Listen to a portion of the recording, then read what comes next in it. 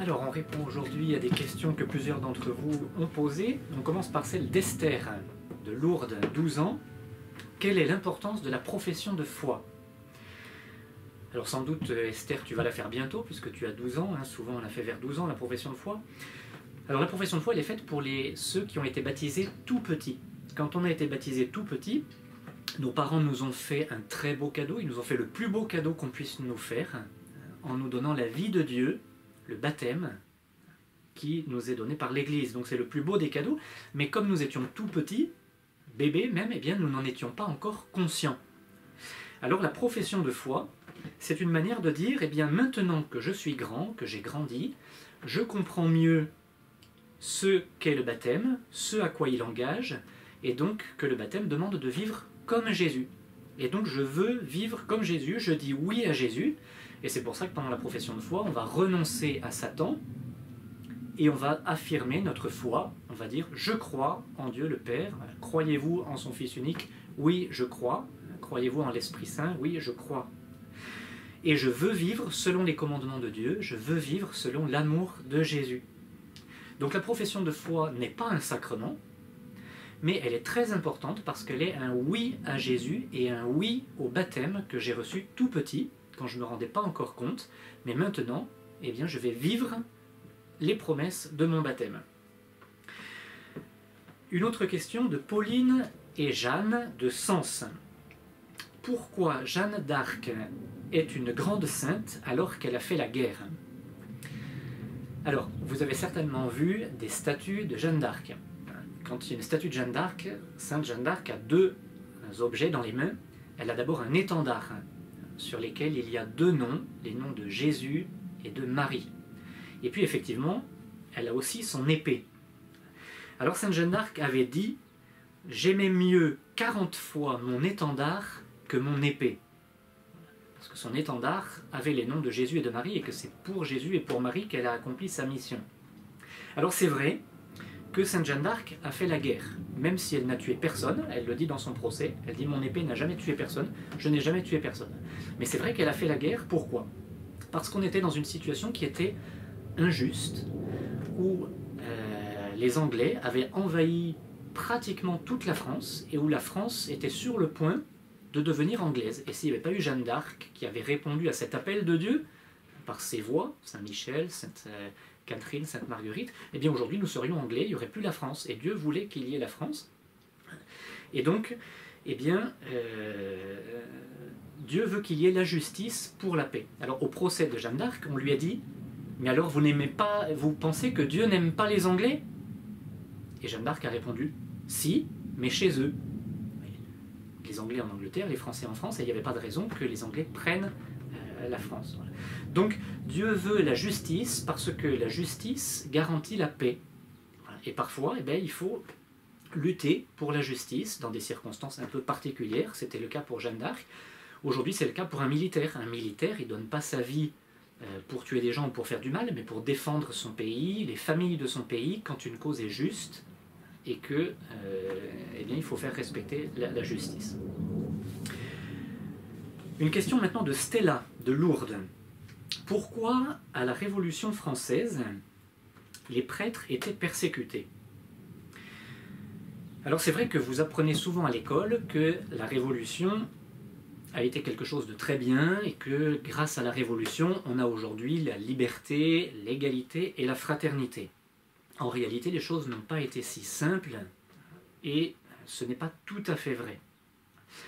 D'abord, la Révolution a commencé par les États généraux en 1789, parce qu'il est vrai qu'il y avait à cette époque-là beaucoup de personnes aussi qui souffraient, il y avait certaines situations d'injustice, et donc beaucoup de personnes dans le peuple français faisaient des demandes qui étaient justes, qui étaient légitimes, pour qu'il y ait plus de justice.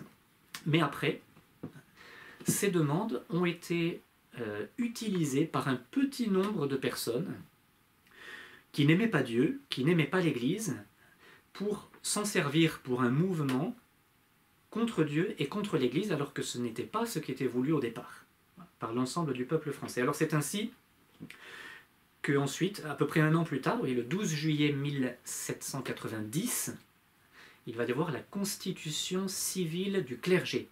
C'est un texte qui va être imposé aux prêtres français, où on va leur demander de ne plus obéir au pape, de ne plus être en lien avec le pape, avec Rome, avec l'Église, mais uniquement avec le nouveau gouvernement révolutionnaire de la France. Et c'est à ce seul gouvernement qu'ils devaient obéir.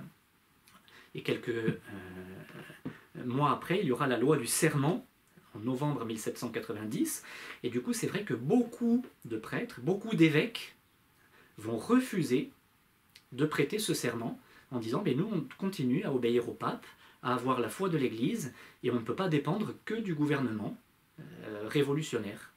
On ne veut pas se séparer de l'Église. Vous voyez, il n'y a que 4 évêques sur 133 à l'époque en France qui ont accepté de signer ce texte, et les autres, ils ont voulu rester fidèles à l'Église, fidèles au pape. Et donc, du coup, des révolutionnaires vont se déchaîner avec de la haine contre des évêques, des prêtres, des religieuses. Du coup, beaucoup de prêtres ne pouvaient plus dire la messe, ne pouvaient plus célébrer les sacrements, alors ils l'ont fait dans des granges, en cachette, la nuit avec les villageois, etc. Et ça a été une période très difficile. Et beaucoup de prêtres ont été, ou de religieuses ont été guillotinés pour leur fidélité à Jésus, pour leur fidélité à l'Église. Donc la Révolution a dit souvent qu'elle voulait liberté, égalité, fraternité, mais bien souvent ça n'a pas été vraiment vécu. Alors ce qu'il faut, c'est que on comprenne que la vraie révolution, elle ne peut s'accomplir qu'avec l'amour. La vraie révolution, c'est l'amour, la révolution de l'amour, la révolution de la sainteté. Alors c'est celle-là qu'il faut que les prêtres, les religieux, les religieuses, mais aussi tous les laïcs, les familles, les enfants, vivent cette révolution de l'amour et de la sainteté qui commence à la maison.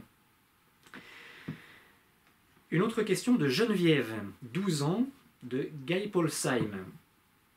Pourquoi Dieu a-t-il retiré le péché originel à la Sainte Vierge? Alors en fait, Dieu a fait beaucoup plus que ça. Il n'a pas retiré le péché originel à la Sainte Vierge, il l'a préservé. Ça veut dire qu'il ne l'a pas retiré, puisqu'il a fait en sorte que la Sainte Vierge ne l'ait jamais eu. Donc la Sainte Vierge, elle est immaculée conception, ça veut dire qu'elle n'a jamais été marquée par le péché originel. Alors c'est un grand privilège, un grand cadeau que Dieu a fait à la Sainte Vierge, un cadeau qui est unique. Elle est la seule à avoir eu cette grâce. Pourquoi? Eh bien parce qu'elle devait devenir la mère de Jésus, le Fils de Dieu, et permettre ainsi que Dieu vienne dans notre monde, s'incarne pour venir nous sauver. Alors comme Dieu est éternel, il voit tout à l'avance, et il savait que la Sainte Vierge, librement, dirait oui à tout ce qu'il lui demanderait. Avec sa liberté, la Sainte Vierge a été pleinement libre de dire oui, et Dieu savait qu'elle dirait oui à tout ce qu'il lui demanderait. Donc, c'est un grand cadeau que Dieu a fait à la Sainte Vierge, mais c'est aussi une grande mission, et qui comportait aussi de grandes souffrances, puisque vous savez que la Sainte Vierge a été au pied de la croix, et donc aujourd'hui elle a aussi une grande gloire dans le ciel pour avoir toujours dit oui à Dieu. Question de Marie-Gabrielle, 10 ans, de Chalmaison. Pourquoi dit-on craindre le Seigneur? Alors c'est une très belle expression. On la trouve très souvent dans la Bible, la crainte de Dieu, la crainte du Seigneur. Alors cette expression, elle veut dire 2 choses. La première, elle nous rappelle que Dieu est grand. Parce que parfois on l'oublie un peu. On dit que Jésus, Dieu est notre frère, notre ami, et c'est vrai. Jésus le dit dans l'Évangile. Je ne vous appelle plus serviteur, je vous appelle mes amis, ou il dit même, va dire à mes frères. Donc c'est vrai. Mais aussi, il ne faut pas oublier qu'il est notre Dieu, qu'il est notre Créateur et qu'il est tout-puissant. Donc la crainte de Dieu, ça nous rappelle aussi sa grandeur. Et puis une deuxième chose, et c'est pour ça d'ailleurs qu'on se met souvent à genoux pour adorer Dieu, et ça marque le fait que nous sommes petits devant Dieu qui est grand. Et puis donc la deuxième chose, c'est que craindre le Seigneur, ça montre le respect plein d'amour que nous avons pour Dieu. Dieu ne veut pas qu'on ait peur de lui. La crainte de Dieu, c'est pas d'avoir peur de quelqu'un, mais c'est d'avoir un grand respect pour lui et de l'aimer tellement qu'il y a une chose dont on va avoir peur, c'est de lui faire de la peine parce qu'on l'aime beaucoup. Donc la crainte du Seigneur, c'est craindre de lui faire de la peine. Et donc c'est vivre comme Dieu veut qu'on vive, parce qu'on sait que ça lui donne de la joie et qu'on l'aime tellement que c'est ce que l'on veut. Et d'ailleurs, la crainte de Dieu est un des 7 dons du Saint-Esprit. Et donc c'est une très belle expression qui nous dit qui est Dieu et qui nous dit comment nous tenir devant Dieu, plein d'amour et de confiance. Une question de Mathias, 7 ans de Marseille. Alors, c'est une question qui est un peu plus ancienne, mais qui vous servira pour le carême de l'année prochaine, parce que c'est une question qui revient souvent. Le carême commence au mercredi des cendres, mais quand s'arrête-t-il? Le dimanche des rameaux ou le jeudi saint? Alors, je te lis ce qui est dit au début de la messe du dimanche des rameaux par le prêtre. C'est dans le missel. « Frères bien-aimés, pendant 40 jours, nous avons préparé nos cœurs par la prière, la pénitence et le partage, et nous voici rassemblés au début de la Semaine Sainte pour commencer avec toute l'Église la célébration du mystère pascal. » Voilà ce que dit le prêtre. Donc, les 40 jours du carême s'arrêtent au dimanche des rameaux. Mais après commence la Semaine Sainte, pendant laquelle on va vivre la Passion de Jésus. Donc, évidemment, même si le carême s'arrête au dimanche des rameaux, ce n'est pas la fin des efforts. Au contraire, pendant la Semaine Sainte, on va continuer encore plus nos efforts de carême pour accompagner Jésus dans sa Passion et préparer encore mieux le dimanche de Pâques qui approche. Donc comme ça, vous le saurez bien pour l'année prochaine, les 40 jours de carême et la Semaine Sainte. Et évidemment, on n'arrête pas les efforts pendant la Semaine Sainte.